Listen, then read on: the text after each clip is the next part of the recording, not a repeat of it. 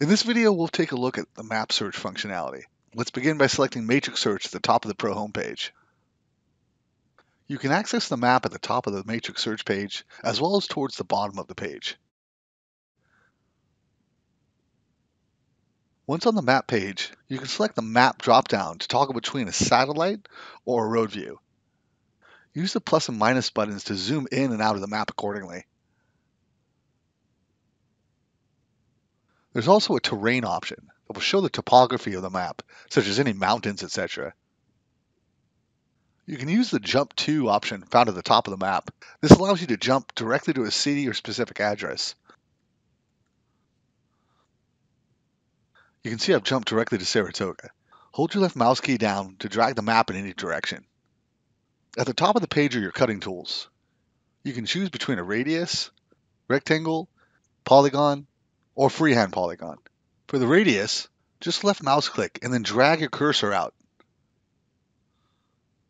You'll notice as you do, the system will show you how far out you've gone. To draw a rectangle, just hold down your left mouse button and again drag your cursor to form your rectangle. For the polygon, click once on your left mouse. That will anchor your starting position. Then keep clicking to anchor more points.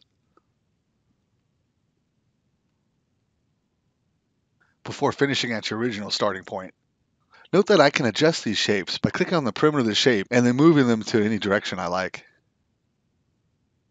Finally, to use the freehand polygon, click and hold your left mouse button down, and then just draw any shape you need.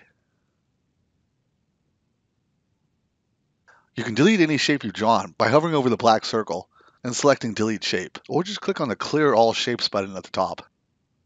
Next, let's look at the Layers button. The Layers button will overlay the boundary lines for things like zip codes, MLS areas, as well as elementary, high schools, and flood zones. Just click on the specific box, and the map will update with those boundary lines. You may need to zoom in and out accordingly to make the map easier to read. You can also filter for specific MLS statuses, such as active, contingent, pending, or sold. Below that is distressed properties, such as pre-foreclosures, bank-owned properties, and short sales. Below that, you'll see parcel characteristics, which will overlay things such as the owner name, address, number of beds and baths, APNs, etc. Next will be market trends, such as medium sale price and medium square foot costs. And finally, points of interest that you may want displayed on the map. Be careful not to overlay too many filters at once, as the map can become difficult to read. You can also get information on each individual parcel. Just zoom into the map and click on a specific parcel. You'll see the owner information, as well as some basic characteristics of the property, such as bedrooms, baths, and square footage. There will also be a link to the listing if it's ever been listed on the MLS before, as well as a link to the realist tax information. You can also use the map search option within the matrix search. Just type in an address, and make sure it says map area selected in red. That tells you that the system has found the property. You can also choose how many miles from that address you want to search. The system defaults to 1 mile, but if you select the drop-down box, you can see you can go up to 10 miles. You can also adjust the radius by clicking on Map Search. Though I set it for only 1 mile, I can click on the edge of the circle and drag the perimeter closer or farther away.